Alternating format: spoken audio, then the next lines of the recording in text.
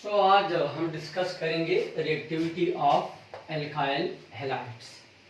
अब alkyl halides ये इसका जनरल फार्मूला है, हम कल भी डिस्कस कर चुके थे। तो इसके दो मेन फैक्टर्स हैं कि किस तरह हम अल्काइल हैलाइड्स की रिएक्टिविटीज को डिस्कस करेंगे। नंबर वन फैक्टर है बॉन्ड पोलैरिटी। अब आप सबको पता है कि अल्काइल ग्रुप में जो कार्बन है दैट इज लेस इलेक्ट्रोनेगेटिव, तो कार्बन के ऊपर किया जाएगा पार्शियल पॉजिटिव, और जो हैलोजन है दैट इज मोर इलेक्ट्रोनेगेटिव, तो उसके ऊपर आ जाएगा पार्शियल नेगेटिव। और इस तरह ओवरऑल जो अल्काइल हैलाइड्स है दे आर पोलर कंपाउंड्स, हम कल भी डिस्कस करेंगे। अब हैलोजन्स में जो इलेक्ट्रोनेगेटिविटी है वो डाउन द ग्रुप कम हो जाती है। तो इसका मतलब क्या है, ये इनका इलेक्ट्रोनेगेटिविटी ऑर्डर है। Fluorine is the most electronegative element, then chlorine, then bromine and then iodine. अब इसका मतलब क्या है कि जो बॉन्ड पोलैरिटी ऑर्डर है कौन सा हैलोजन जब अल्काइल ग्रुप के साथ अटैच होगा तो the bond will be more polar, differently fluorine, क्योंकि फ्लोरीन और कार्बन इसकी इलेक्ट्रोनेगेटिविटी में फर्क ज्यादा है, तो RF या alkyl fluorides are more polar. Alkyl chloride थोड़े से लेस पोलर है क्योंकि क्लोरीन की इलेक्ट्रोनेगेटिविटी फ्लोरीन से कम है। अल्काइल ब्रोमाइड ये और लेस पोलर हो जाते हैं, और अल्काइल आयोडाइड ये लीस्ट पोलर अल्काइल हैलाइड्स है। पोलैरिटी इसमें सबसे ज्यादा है, ठीक है। अब ये जो हम चार्जेस लगा लेते हैं, तो हम इससे पहले वीडियो में डिस्कस कर चुके हैं कि जब किसी कंपाउंड के अंदर चार्जेस आते हैं तो जो पॉजिटिवली चार्ज एरिया होता है वो इलेक्ट्रोफिलिक सेंटर होता है, जिसमें जो अल्काइल ग्रुप है जो कार्बन है उसकी इलेक्ट्रोनेगेटिविटी कम है, उसके ऊपर पॉजिटिव चार्ज है, तो वो इलेक्ट्रॉन लविंग होगा, तो दैट इज इलेक्ट्रोफिलिक। जो हैलोजन है उसके ऊपर नेगेटिव चार्ज है, तो वो पॉजिटिव चीजों को अट्रैक्ट करेगा, तो दैट इज न्यूक्लियोफिलिक सेंटर। तो अल्काइल हैलाइड में जो कार्बन है वो इलेक्ट्रोफिलिक सेंटर है, और जो हैलोजन है वो न्यूक्लियोफिलिक सेंटर है। ये हम पहले भी डिस्कस कर चुके हैं। अब तो हैलोजन्स को हम क्या कर सकते हैं, क्योंकि हैलोजन न्यूक्लियोफिलिक है, तो एक और न्यूक्लियोफिलिक आके हैलोजन को रिप्लेस करेगा और हम अल्काइल हैलाइड से डिफरेंट कंपाउंड्स बना लेते हैं। आप सिर्फ क्या करें, न्यूक्लियोफाइल को चेंज करें। इधर हैलाइड है, आप OH लगाओगे तो ये अल्कोहल में चला जाएगा, NH2 लगाओगे अमाइंस में चला जाएगा, आप OR लगाओगे तो ये चला जाएगा ईथर में चला जाएगा। तो हम अगर इसका जो न्यूक्लियोफिलिक हैलोजन है जब हम उसको किसी और न्यूक्लियोफाइल के साथ रिप्लेस करेंगे तो we can get variety of compounds from alkyl halides. Alkyl halide से सबसे ज्यादा कंपाउंड्स हम क्या करते हैं, और रीजन क्या है, इसका जो न्यूक्लियोफिलिक सेंटर है, जो हैलाइड आयन है, उसको आप एक और न्यूक्लियोफाइल के साथ एक्सचेंज करें। अब दूसरा जो फैक्टर था, अब जब बॉन्ड ज्यादा पोलर होगा तो क्या हो जाएगा, जब बॉन्ड में पोलैरिटी ज्यादा होगी तो जो क्या होगा, तो एक जो बॉन्ड का साइड होगा, यानी अगर हम अल्काइल ग्रुप और फ्लोरीन का बॉन्ड देखेंगे तो fluorine is highly electronegative, it is highly electronegative. तो जितनी इसकी इलेक्ट्रोनेगेटिविटी बढ़ेगी, इसके ऊपर नेगेटिव चार्ज बढ़ेगा, उतना ही अल्काइल ग्रुप के ऊपर पॉजिटिव चार्ज बढ़ जाएगा, वो इलेक्ट्रो पॉजिटिव हो जाएगा। अब जितनी इलेक्ट्रोनेगेटिविटी का डिफरेंस बढ़ रहा है तो चार्ज एरिया बढ़ रहे हैं, इलेक्ट्रोनेगेटिव वो एरिया भी ज्यादा इलेक्ट्रोनेगेटिव हो रहा है, और जो पॉजिटिव वो ज्यादा इलेक्ट्रो पॉजिटिव हो रहा है। तो RF क्या है, it is more polar, there are high charge areas, negative भी और पॉजिटिव भी, तो इसके ऊपर टेक्निकली अटैक करना आसान हो जाएगा। तो इसका मतलब क्या है कि बॉन्ड पोलैरिटी के लिहाज से RF ज्यादा रिएक्टिव है, then RCl, then RBr and then RI। अब दूसरा फैक्टर है bond energy of carbon halogen bond. अब कार्बन हैलोजन बॉन्ड की स्ट्रेंथ क्या है, क्योंकि जनरली आप फर्स्ट ईयर में पढ़ चुके हैं कि जितना बॉन्ड स्ट्रांग होता है उतना वो सब्सटेंस या वो कंपाउंड लेस रिएक्टिव होता है, क्योंकि जब बॉन्ड की स्ट्रेंथ बढ़ेगी तो वो डिकम्पोज नहीं होगा, तो जब तक पुराने बॉन्ड डिकम्पोज नहीं होते, नए बॉन्ड्स नहीं बनते, so if the bond is more stronger, less reactive is the substance. अब ऑर्डर ऑफ रिएक्टिविटी बॉन्ड, अब बॉन्ड एनर्जी क्या है, Ri में बॉन्ड एनर्जी सबसे कम है, तो इसका मतलब है अल्काइल आयोडाइड ज्यादा रिएक्टिव है, then alkyl bromide, then alkyl chloride, then alkyl bromide, fluoride. अब यहां पे दो चीजें आ गई, बॉन्ड एनर्जी के लिहाज से जो Rf है वो लीस्ट रिएक्टिव अल्काइल हैलाइड है, लेकिन बॉन्ड पोलैरिटी के लिहाज से जो Rf है वो ज्यादा रिएक्टिव है। अब ये दो चीजें एक दूसरे के अपोजिट हो गई। अगर हम पोलैरिटी को डिस्कस करेंगे तो Rf जो है उसमें पोलैरिटी का डिफरेंस ज्यादा है, the bond is highly polar, तो वो ज्यादा रिएक्टिव है।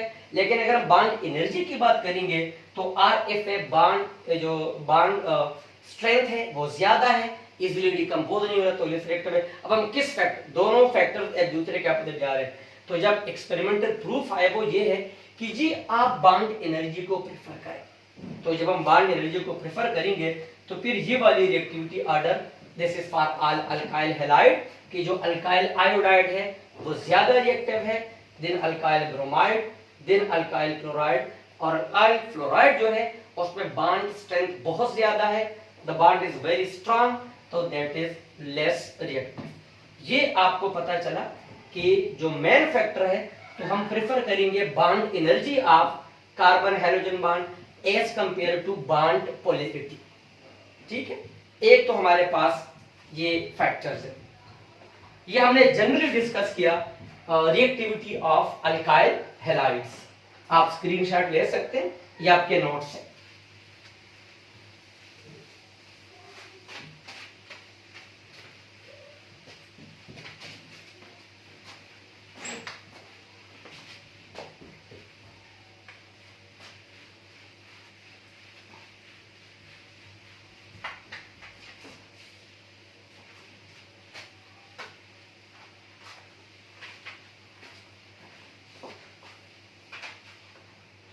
अब नेक्स्ट हम डिस्कस करेंगे न्यूक्लियोफिलिक सब्स्टिट्यूशन रिएक्शन।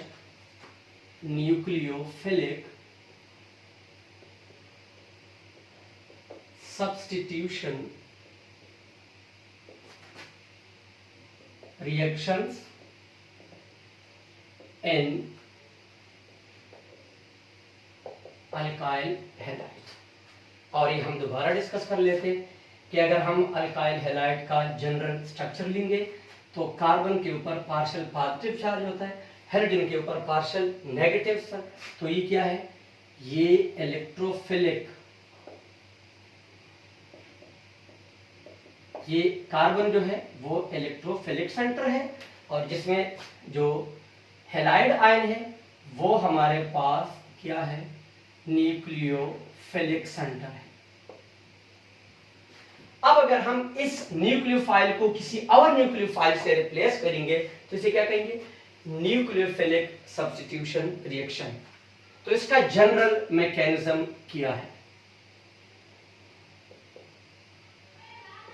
अब ये एक न्यूक्लियोफाइल है, ठीक है, डेफिनेटली अब इसके पास लोन पेयर शो करे या इसके ऊपर नेगेटिव चार्ज शो करे, ये एक इनकमिंग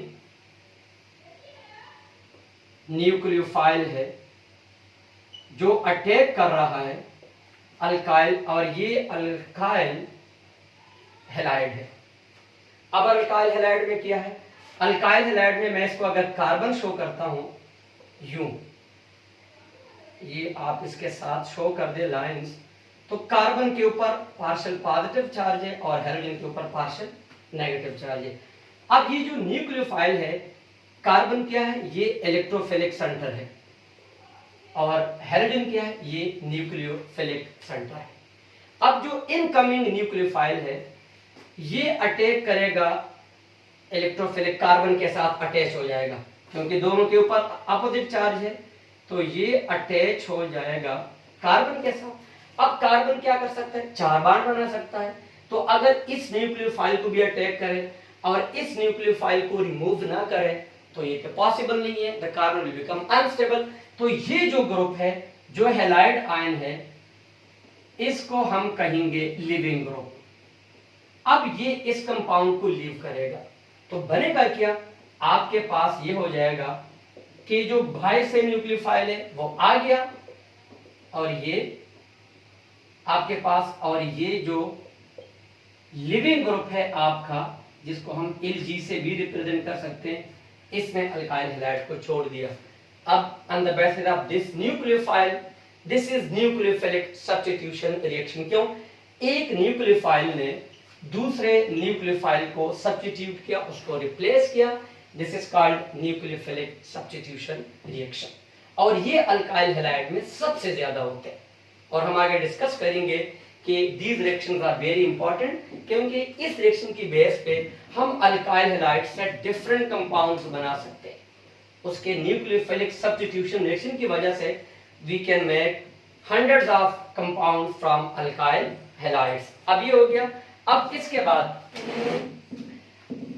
ठीक है, अब जो हम इस बेस पे हम डिस्कस करेंगे कि यहां पे क्या होगा। तो जो न्यूक्लियोफिलिक सब्स्टिट्यूशन रिएक्शन है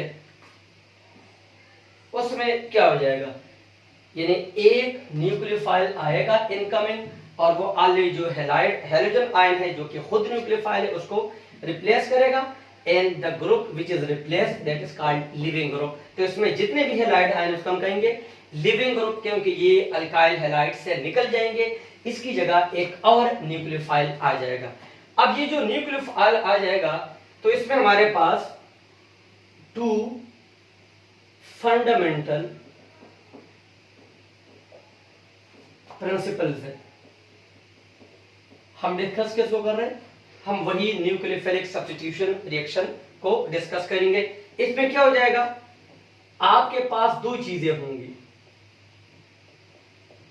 फॉर्मेशन ऑफ न्यू, एक नया सिग्मा बॉन्ड बनेगा किसके दरमियान, between electrophilic carbon and incoming nucleophile, इसके दरमियान एक और सिग्मा बॉन्ड बनेगा।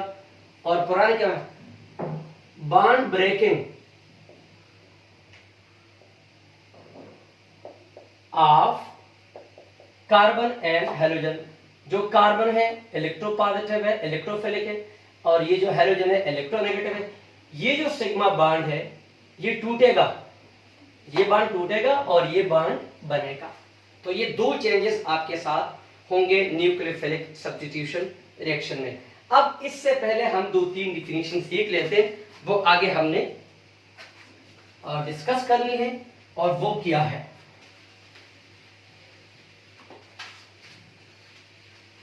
जब हम न्यूक्लियोफिलिक सब्स्टिट्यूशन रिएक्शन को डिस्कस करेंगे तो उसमें मेन जो चीज हमने डिस्कस करनी है वो जरा देखिए,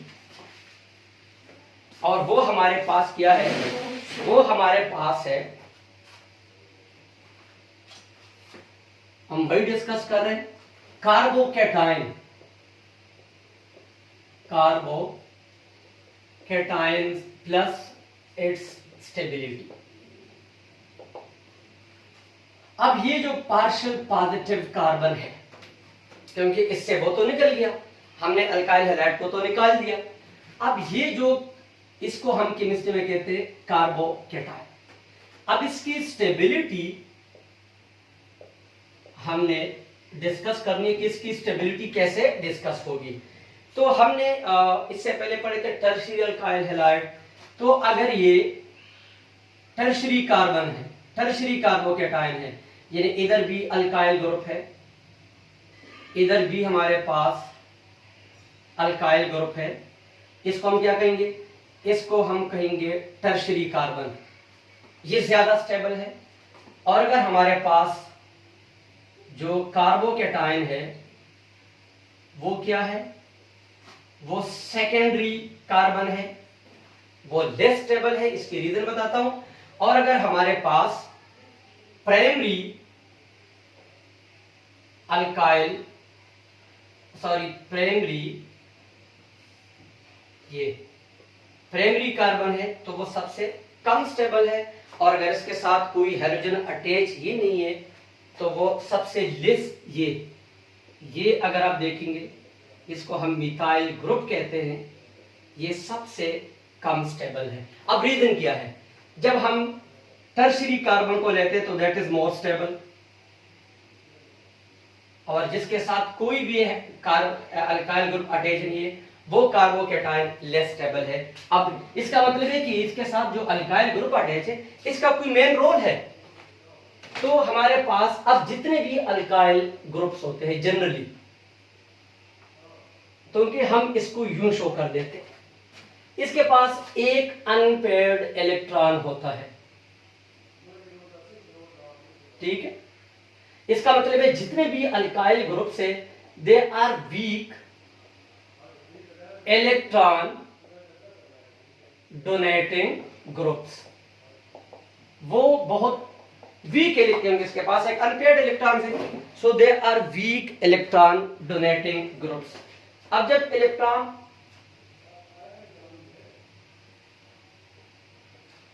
ये वीक इलेक्ट्रॉन डोनेटिंग ग्रुप से, अब टर्शियरी अल्काइल को देख ले। टर्शियरी, ये टर्शियरी कार्बन है, इसको यहां से भी इलेक्ट्रॉन मिल रहा है, इसको यहां से भी इलेक्ट्रॉन मिल रहा है, इसको यहां से भी इलेक्ट्रॉन मिल रहा है। कार्बन के उसके ऊपर पॉजिटिव चार्ज है, उसको तो इलेक्ट्रॉन चाहिए। अब जब हर तरफ से इसको इलेक्ट्रॉन मिल रहे हैं तो ये कार्बन क्या हो जाएगा, स्टेबल। इस कार्बन को देख ले, इसको यहां से इलेक्ट्रॉन मिलेंगे, इसको यहां से, क्योंकि दो कार्बन के साथ अटैच है, इसको थर्ड साइड से इलेक्ट्रॉन डोनेट नहीं हो रहे, तो इसकी स्टेबिलिटी कम हो जाएगी। और प्राइमरी कार्बन को देखें, इसको सिर्फ यहां से इलेक्ट्रॉन मिल रहे हैं, इन दोनों साइड से नहीं मिल रहे, इसको तो इलेक्ट्रॉन, क्योंकि इसके ऊपर पॉजिटिव चार्ज है, तो इसकी स्टेबिलिटी और कम हो जाएगी। ये जो मिथाइल ग्रुप है जिसमें कोई भी अल्काइल ग्रुप अटैच नहीं है, इस कार्बन को किसी भी साइड से इलेक्ट्रॉन नहीं मिल रहा है, क्योंकि इसके साथ तीनों हाइड्रोजन अटैच है, हाइड्रोजन को इलेक्ट्रॉन डोनेट नहीं कर सकते, तो ये क्या है, दिस इज लेस स्टेबल, इसके ऊपर अटैक करना बहुत सारा, ठीक है। दूसरा, हम इसमें दो चीजें डिस्कस करते हैं। जब हम इसमें हम डिस्कस करते हैं hyper conjugation, hyper conjugation of alkyl groups. ये हाइपर कंजुगेशन इफेक्ट क्या है अल्काइल ग्रुप्स का, ठीक है। इसमें जब हमारे पास कहीं पर सिग्मा बॉन्ड होगा, आपको पता है सिग्मा बॉन्ड में इलेक्ट्रॉन कहां पे होते हैं, बिल्कुल दो न्यूक्लियाई के सेंटर में पड़े होते हैं। तो जब सिग्मा बॉन्ड में क्या हो जाएगा, इसमें डीलोकलाइजेशन ऑफ इलेक्ट्रॉन हो जाएगी, यानी इसके जो इलेक्ट्रॉन है वो डीलोकलाइज हो जाते हैं, अपने फिक्स जगह से मूव करेंगे, ठीक है। ये सिग्मा बॉन्ड है कि नहीं है। अब अगर इस सिग्मा बॉन्ड के इलेक्ट्रॉन को हम डीलोकलाइज कर लेते हैं, ठीक है, इस डीलोकलाइजेशन की रीजन क्या है, इसकी रीजन हो जाएगी अल्काइल ग्रुप, क्योंकि वो इलेक्ट्रॉन डोनेटिंग ग्रुप है, ठीक है। और जब ये अटैच हो जाएगा किसके साथ, जब ये अल्काइल ग्रुप अटैच हो या तो पाई बॉन्ड के साथ, मल्टीपल अल्कीन वगैरह की अगर हम बात करेंगे, ठीक है, या किसी ऐसे एटम के साथ अटैच हो जिसमें अनपेयर्ड पी ऑर्बिटल हो, यानी वो बॉन्डिंग का यूज नहीं हुआ हो। अब अगर आप इसकी हम बात करते हैं कार्बोकैटायंस की, ये टर्शियरी कार्बन है, तो जब कार्बन के ऊपर पॉजिटिव चार्ज आएगा इसका मतलब है इसके अंदर इलेक्ट्रॉनों की डेफिशिएंसी है। अब इसके जो कुछ पी ऑर्बिटल्स है वो अनपेयर्ड है, ठीक है। तो जब पाई बॉन्ड के साथ अल्काइल ग्रुप अटैच हो जाता है या किसी ऐसे एटम के साथ जिसके साथ अनपेयर्ड पी इलेक्ट्रॉन्स हो, तो उसका जो सिग्मा बॉन्ड है वो डीलोकलाइज हो जाता है, उसके इलेक्ट्रॉन डिस्टर्ब हो जाते हैं। This is called hyper conjugation.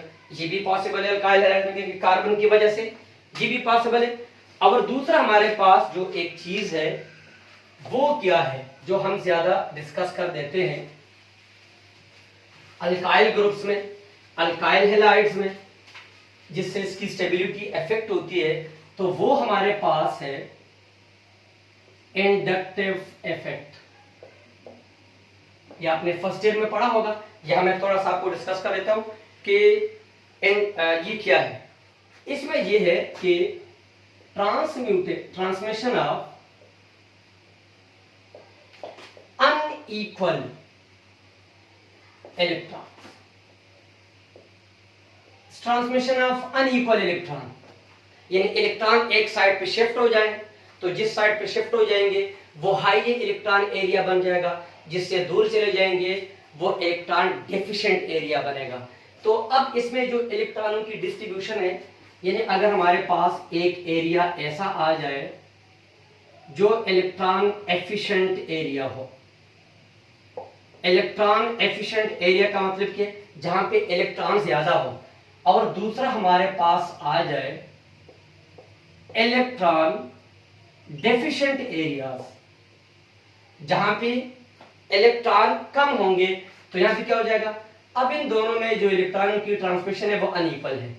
इस साइड पे इलेक्ट्रॉन कम है, this is electron deficient area, इस साइड पे इलेक्ट्रॉन ज्यादा है, this is electron efficient area.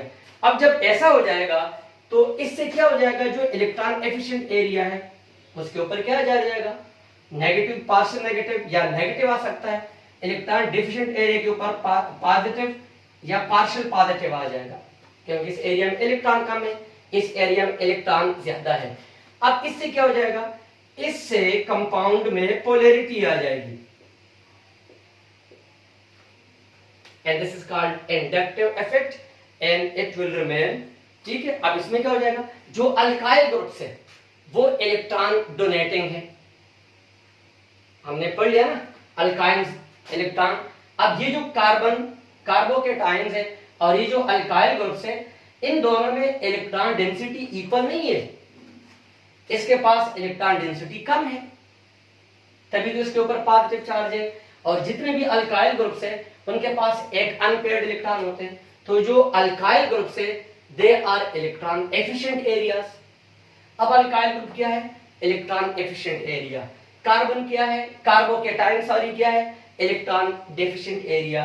अब यहाँ पे क्या हो जाएगा, इंडक्टिव इफेक्ट प्रोड्यूस हो जाएगा, जिससे बॉन्ड स्ट्रेंथ बढ़ेगी, स्टेबिलिटी बढ़ेगी। आज हमने यहां तक डिस्कस किया, नेक्स्ट वीडियो में हम अल्काइल हैलाइड्स के रिएक्शन डिस्कस करेंगे।